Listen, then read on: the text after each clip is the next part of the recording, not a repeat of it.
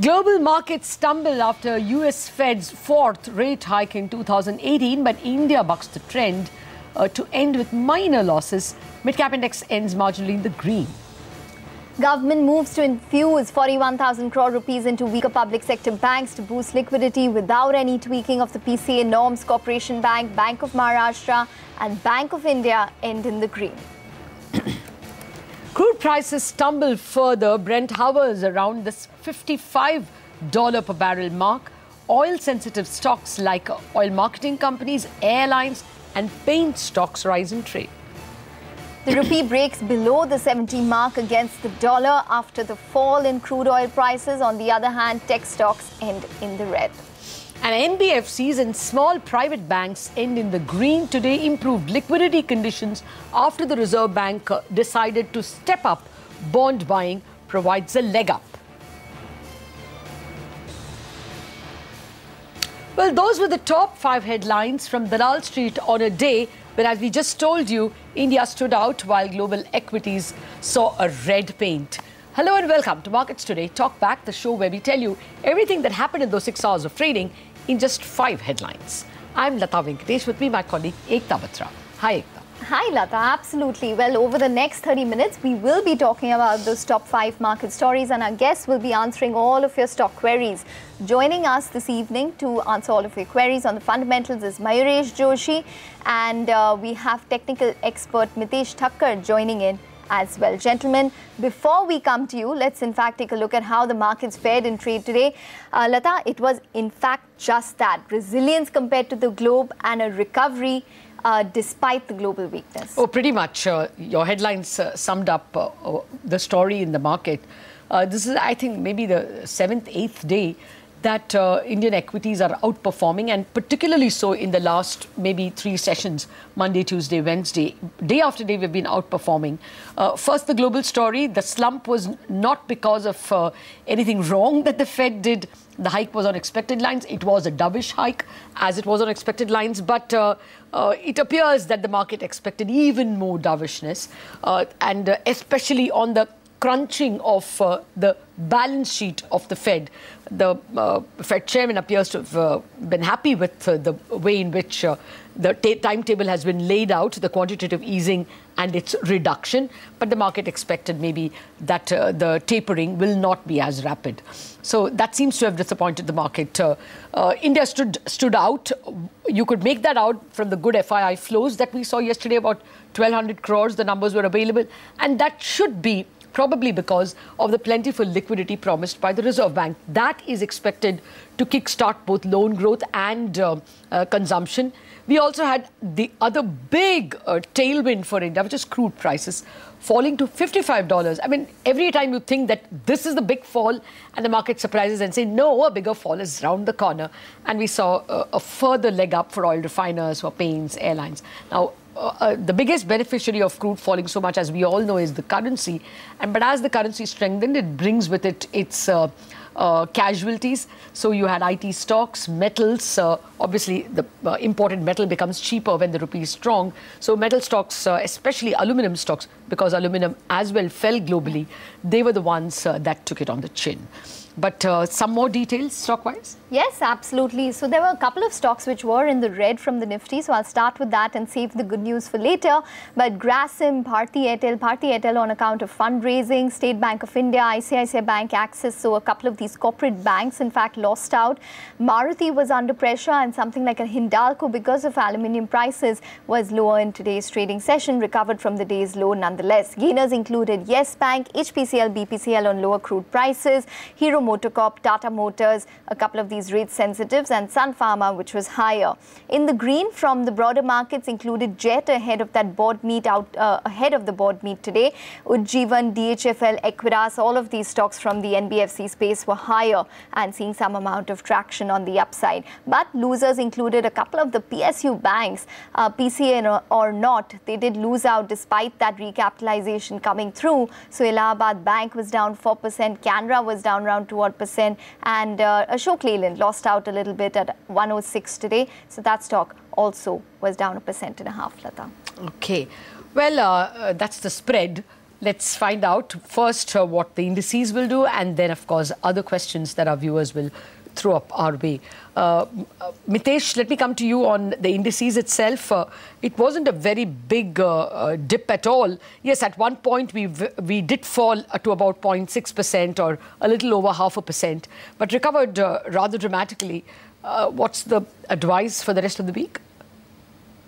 Evening, Lata. So I think two good things. One, we are clearly outperforming the rest of the global pack. The second thing is that we were about 0.75% down, and the opening was as good as the low for the day, and the closing was as good as the high for the day. So I think we opened at lower end of the day's range and closed higher. Clearly there was some kind of buying going throughout the day, and the index kept on climbing up slowly. My sense is that this is a continuation pattern. Today's low therefore becomes an important marker in terms of 10,880, and as long as that is not being violated, stay positive. I think I still believe that 11,050-70 zone could be tested very soon. Okay, all right, Mitesh. So that's the view on the markets. But let's get to the second headline for today. The government has moved to infuse 41,000 crore rupees into weak public sector banks to boost liquidity in the system. This will provide a shot in the arm for the weak ones who may now come out of PCA or Prompt Corrective Action Framework. Corporation Bank, Bank of Maharashtra and Bank of India all ended the day in the green. Sapna Das, who's been tracking all of these developments on this front, joins in. Sapna, over to you.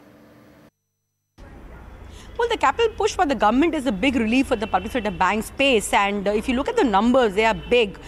42,000 crores still remains from the current budget allocation of 65,000 crores in terms of recap bonds waiting to be infused, and now you have an additional support coming in of 41,000 crores. So you're looking at a number of almost 83,000 crores worth of recap bonds to be infused in the public sector banks during the current financial year itself. So this is a big number that you're talking about.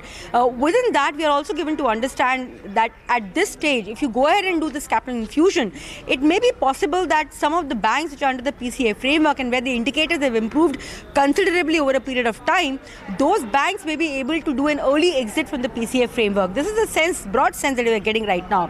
Now, some of those banks where the indicators have been pretty good, the NNPA levels, especially for Allahabad Bank and Bank of India, they're below 8%. Other banks are also being spoken about. Say, for example, the Corporation Bank, OBC, there could be some movement forward on that front as well. If you look at the risk-weighted assets for the PCA banks overall, those risk-weighted assets have come down by around 15%.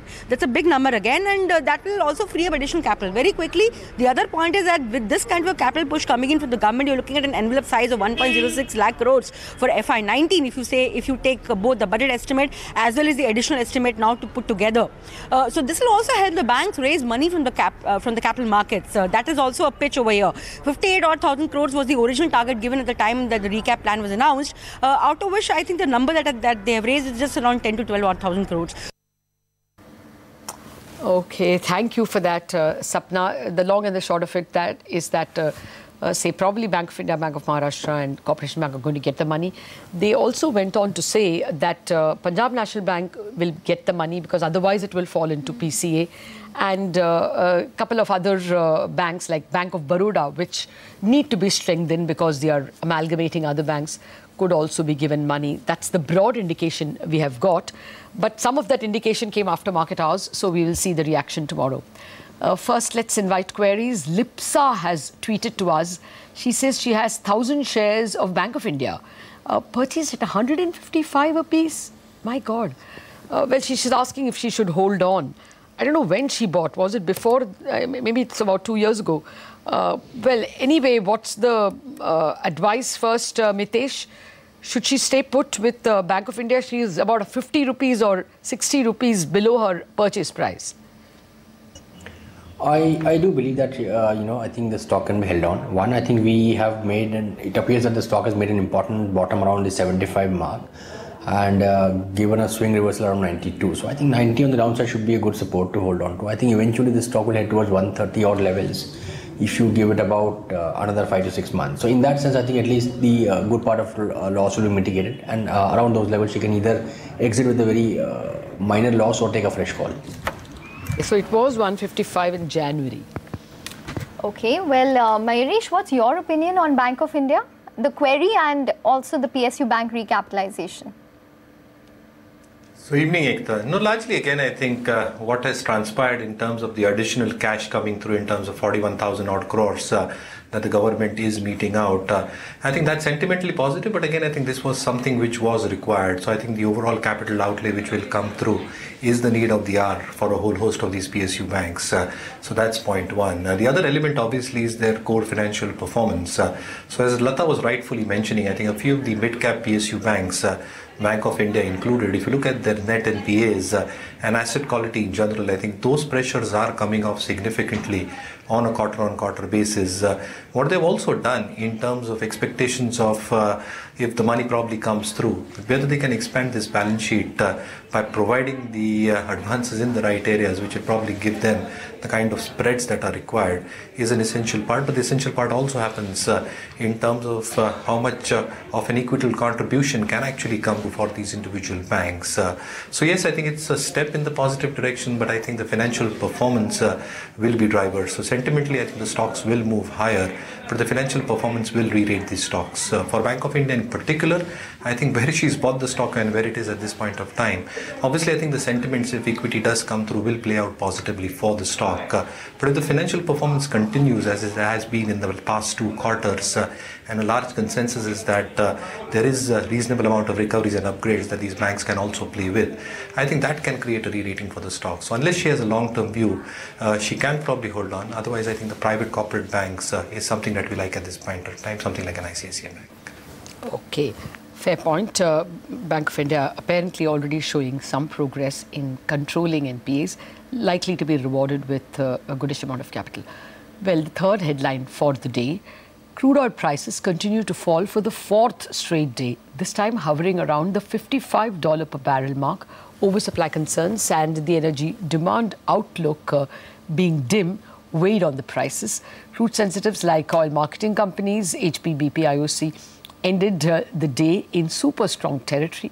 So did airline stocks, paint stocks, all of which were up between 1% and 3%. Manisha Gupta, our commodities editor, is here with more on crude, why it has fallen and where it is headed. Manisha. Well, further pressure continues in case of the crude oil prices, where we now are 35% down for the Brent prices and 38% down for the US crude oil prices from its October highs. And it has been very volatile, but the direction clearly seems on the lower side, where we are making lower lows in case of crude.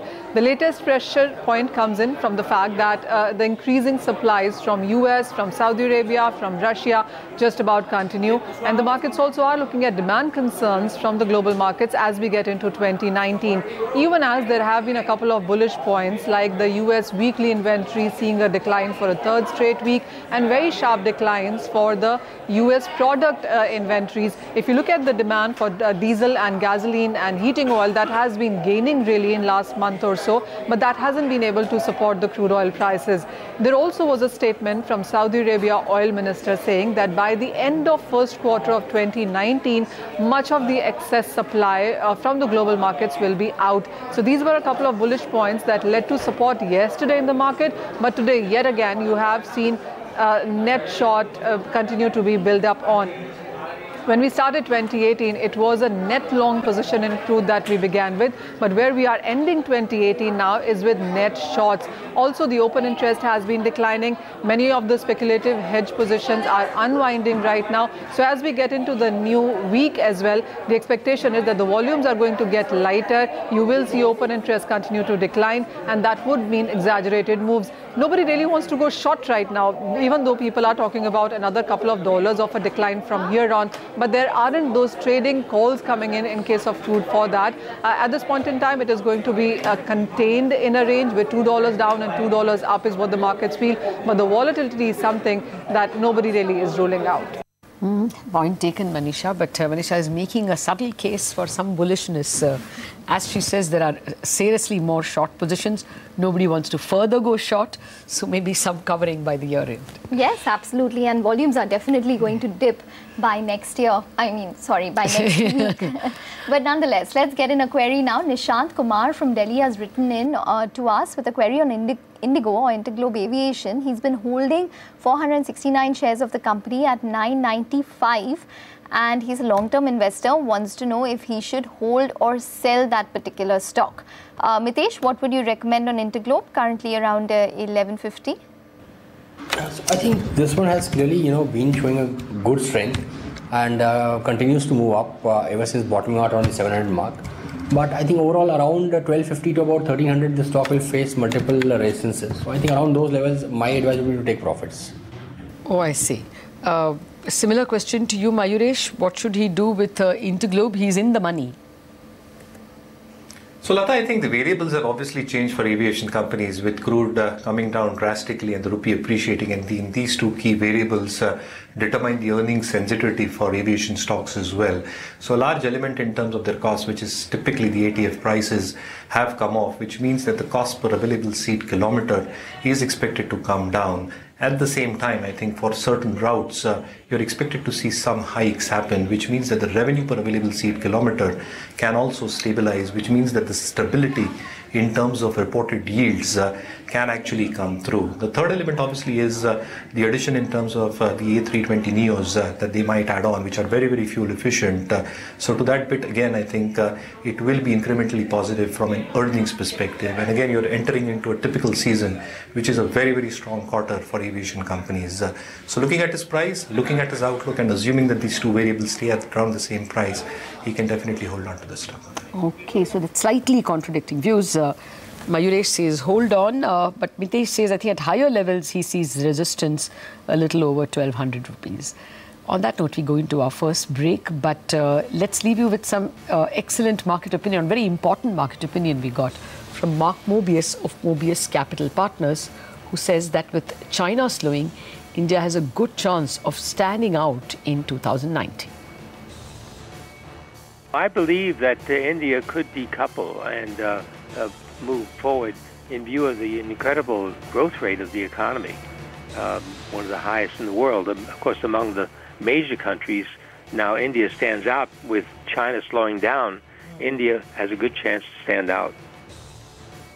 What is concerning to us is the the political talk about the farmers' loan forgiveness, which is a palliative. Of course, it's very good for the farmers for the short term, but for the long term, it's not a very good move, I believe, because it means that you're not looking at the basic problems, which is infrastructure and other aspects which will help the farmers in the long run. In the short term, of course, the loan forgiveness helps the economy, and then you get a boost to growth.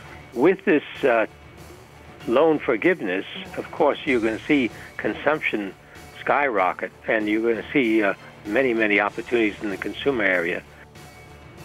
Definitely, there'd be a real problem if you see the reforms that Modi has introduced disposed of. That would be a real backward step. Now, I believe that the Congress Party would not do that. They'd probably continue, but populist measures are not a good medicine for the economy. Back. Well, you're still with us on Markets Today Talk Back. Mitesh Thakkar and Mayuresh Joshi are with us to decode the day's action and answer all of your questions. We are through with 3 headlines of the day. So let's get to the 4th one now. The rupee, in fact, broke below the 70 mark against the dollar today, all thanks to a sharp fall in crude oil prices and strong foreign flows into equities. IT stocks were in the red. TCS, Tech-M, Wipro all lost close to 1% because of an appreciating rupee. Well, Lata, positive for the rupee? Yeah, you pretty much summed it up. Ever since crude has been falling, we've seen a rising trend in the rupee. It is the biggest reason for the current account deficit, and that is bound to decrease because of the fall in crude prices. But more importantly, today, globally as well, you saw the dollar weakening because the Fed, the dot chart of the FOMC, promised that instead of 3 hikes next year, there will be 2 hikes. So that itself led to some dollar weakness, and that in turn translated to strength for all emerging market currencies, though India outperformed. I mean, most of the currencies were up about 1/3%. India was up over 0.5% for a better part of the day, the rupee. And the other big reason has been this flow of funds into Indian equities, foreign flows. Up until the last number we have, December has been a positive month in terms of FII flows, which also is chasing the same two things. You know, when crude is lower, India is an outsized beneficiary, and because of the Reserve Bank's kind of looser liquidity policy, there is an expectation of growth, and that is also bringing in a lot of foreign flows, all that helping the rupee. And today we saw dollar getting cheaper than 70 rupees for a better part of the day. You have questions? Yes, in fact we do. We have Senthil Kumar from Chennai. He's written to us with a query on HCL Tech, wants to know a short-term outlook on this stock. Mitesh, what would your view be short-term? So technically, how does it look? See, I think the stock actually declined after that acquisition news came into the markets and has kind of gone into what I would call as some kind of corrective movement. I think on the upside, 1030-40 becomes a big resistance, and on the downside, I think around 900 to about 890 would be a strong support zone. So idea should be to enter towards the lower end of the range, try to exit once it crosses, gets close to about 1040-50 on the upside. Okay. Well, I'll leave it at that because this gentleman Senthil wants only a short-term view.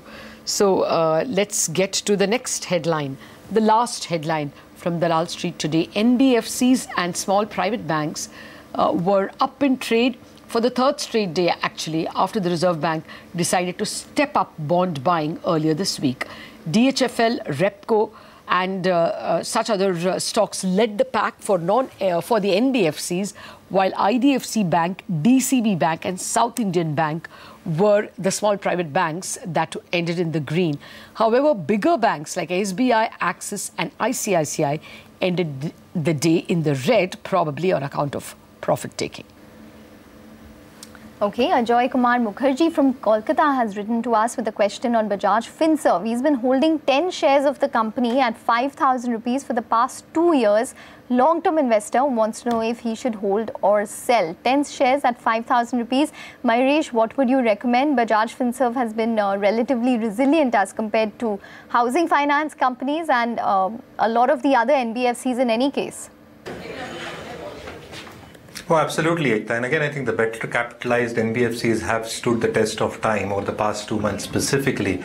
And what you probably witnessed for better corporates like a Bajaj Finserv, I think the business model might go through times of volatility, but I think the long-term projected earnings profile still remains very, very solid. So across its business sub-segments, you're expected to see reasonable amount of growth being carried on. And with that respect, again, I think the kind of balance sheet dynamics that this company possesses and the kind of penetration that can still be done in a lot of products that it operates out of can still drive superior earnings growth. So I think the premium valuation that this stock derives is based on the premise that these operative elements will work in its favor over the next few years. So yes, I think if the gentleman has a long-term view, carry on holding the stock. It is a long-term view, Mitesh. Nevertheless, as long as you can see, what's the target for Bajaj Finserv?